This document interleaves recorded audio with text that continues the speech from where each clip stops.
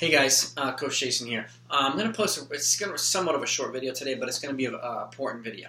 And it's basically going to talk about expectations and assumptions versus reality when it comes to training and racing.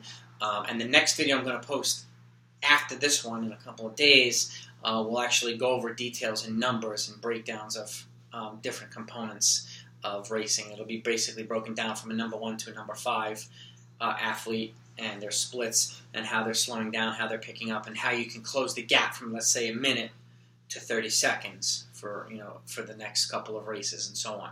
How to kind of progress your athletes forward. So, with that said, I think you're going to find some of this content valuable. I encourage you to click the subscribe button if you want to see my next video, and if you want to see the other 24 videos I've got available on training and specific breakdowns, and a lot of them will be relevant to this one, and they're all kind of relevant to each other. So click the subscribe button and click the bell next to it so that you'll know anytime I post a new video, all right? Especially if you think the content's valuable. So let's get to this.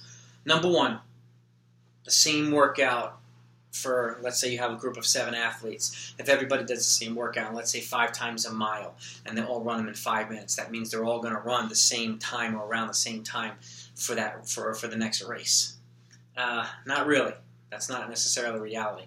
Some of them might get close, but some of them might run a little bit faster. Some of them will likely run a lot slower. It really depends on the fitness level of your athletes at that time.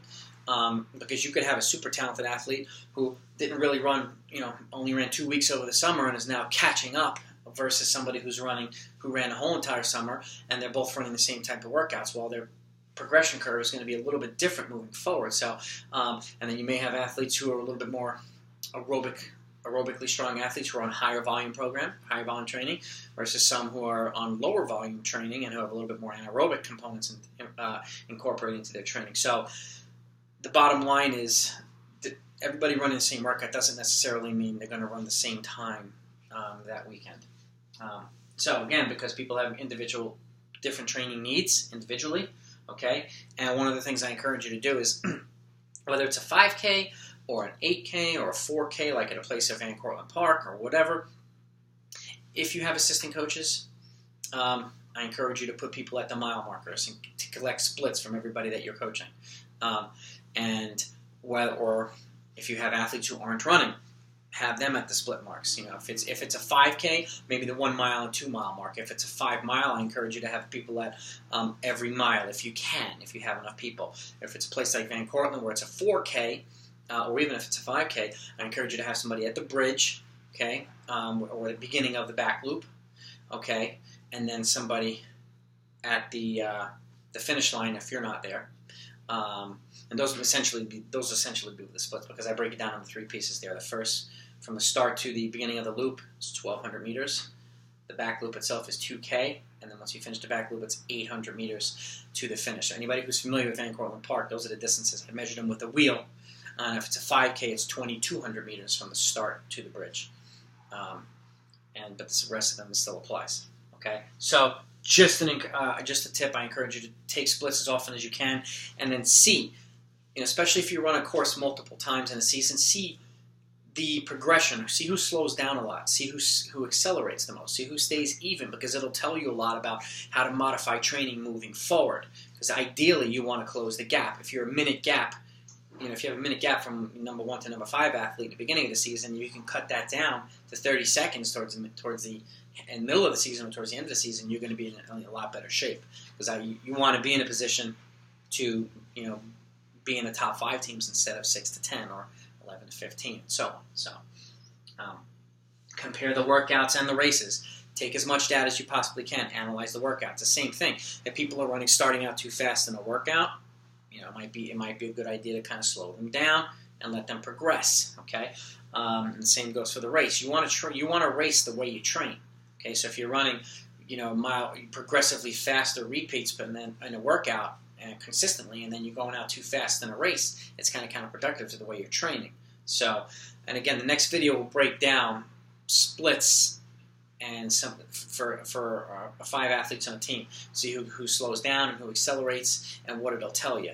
And I'm doing it for 4K, 5K, and 5 miles, or 8K.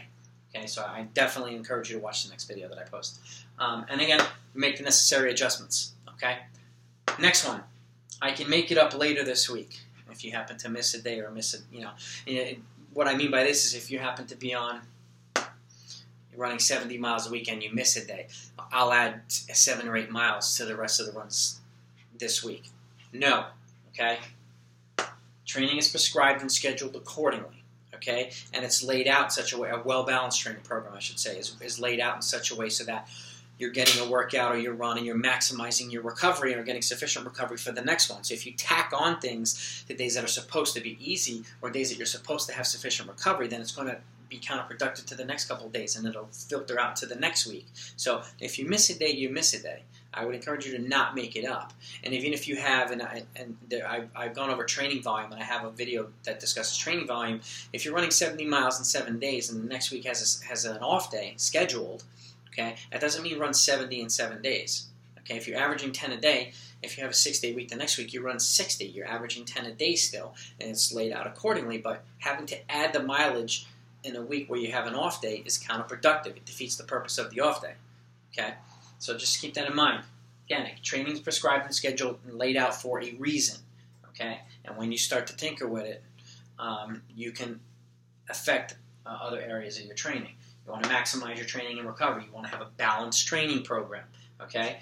And again, if you miss a day, you can't change the past. The past is the past, okay? One thing you can do is ready yourself as much as possible for the future, right? And again, consistency is key. You want to have a consistent training program.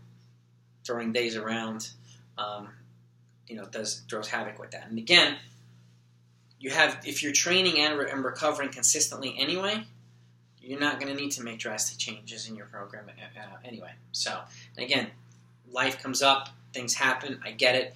So don't feel bad if you have to miss a day. Obviously, if you can stretch later on in the day just to keep loose, actively stretching, that's a good idea just to keep the blood flowing in the muscles. So watch my active isolated stretching video as well. That can give you helpful tips on how to stay loose even on days when you're not running. Okay, number 3. I'll sleep a lot the night before the race. Nope, sorry. If you're not sleeping is another important part of training as well. I understand if you're in college, you have a busy schedule where time management becomes more valuable. But if you're not sleeping consistently, okay, and then you're all of a sudden going to pack on a bunch of sleep the night before a race, again, it can throw you off rhythm. It can throw your body clock off, okay? If you're sleeping consistently, the way you're training consistently and fueling consistently and recovering consistently, then you're going to be in good shape, okay? Again, sleep has to be consistent as well, okay? The body has a rhythm it likes to be in, okay? And again, it's important to have an equal or a consistent amount of rest, in a week. Because also, if you're resting really well and then you have to have a bad night's sleep the night before a race, you'll actually be in a better position where if you're not sleeping all week and you sleep a ton the night before the race, okay? Surprisingly enough, but it's true. And again, you can't change the past, and you want to maximize recovery. So sleep. Train hard, sleep hard, all right? Well, it worked last year on my other athletes. Doesn't mean it's going to work. Whether it be a workout, and I understand there's staple workouts, and there's always going to be staple workouts, and I think they're great, but just because you had a group last year run, 10 miles and let's say 5:30 per mile or 55 minutes, and this group, doesn't mean this group's going to be able to run it based on the things that they did prior to that. You may have a group that runs slower than that this year, but runs faster races. Every group and every individual has their own individual needs, and it's important to kind of bring them along the best way you can, collectively as a group and individually, okay? Because you want to be in a position to run your best when it counts the most. You don't really need to be sharp in the middle of the season. You want to be sharp at the end when it counts the most, okay? And again, each group is different. Different needs, different situations. You could be running different races every season. The championship race could be on a different course. One year it could be rolling, and you can have aerobic monsters. The next year, it could be a flat course, which is more suitable to your middle distance runners, okay? So each season you have to kind of take with an individual mindset, and then you kind of break it down based on where your athletes are and everybody's needs, right? And the last one I want to go over is if you can run such and such in a workout, then you can run such and such in a race. Let's say 8x400 meters in 60, okay? And you have 5 athletes doing it. One of them or 2 of them might be able to run close to 4 minutes in a mile, but the other 3, you might have one go 3:58, and the other 2 go 4:10. Just because you have that workout doesn't mean everybody's going to be able to run it. Okay, you may have a range, okay, which is probably likely. But that said, everybody, and the same goes for, let's say 10 miles, and you run 10 miles in 6-minute pace. That doesn't mean you're ready to run a 6-minute. Every one of those athletes is ready to average 6 minutes for the half marathon. It depends on what you've done up to that point along the way as well, okay, on the long end and the short end. And again, a well-balanced program will put you in a position to run your best when it counts the most along the way, okay? So don't assume that because you can run, and I had somebody tell me this, if I can run 8 by 230 seconds with a 30-second rest, and I can run a 4-minute mile. Well, I did that. It didn't work for me. I didn't run a 4-minute mile. Okay, and I ran 60-second quarters. I didn't run a 4-minute mile. Okay, but I wasn't far off from it. But that being said, there's no magic workout or no magic indicator. I do have a time trial video that tells you what your estimated ranges are based on a 1-mile time trial. Where you are for 400, 800, 3K, and 5K. But again, they have ranges, okay? And what your training pace or ranges should be based on these things as well. But nothing is going to be down to the second. It's not an exact science, okay? So again, it'll give you a range, but every athlete is different. It's important to consider every athlete's needs, okay, when you're mapping out the training for everybody. So anyway, I hope this information is helpful. Hopefully you catch a pearl.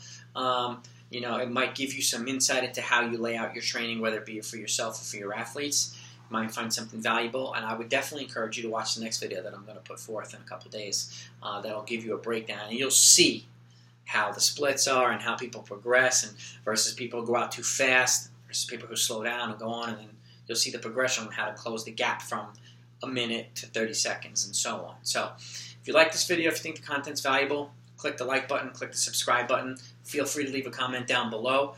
I respond to all comments. It's nice to have a dialogue and get some feedback from you folks as well in the running community. My Instagram is Black Belt Running Coach. I put a lot of running content on there as well. And my email is blackbeltrunningcoach@gmail.com. If you have any specific questions or need some coaching guidance as well, I'll be more than happy to help out. All right? So have a great season, and I'll talk to you next time.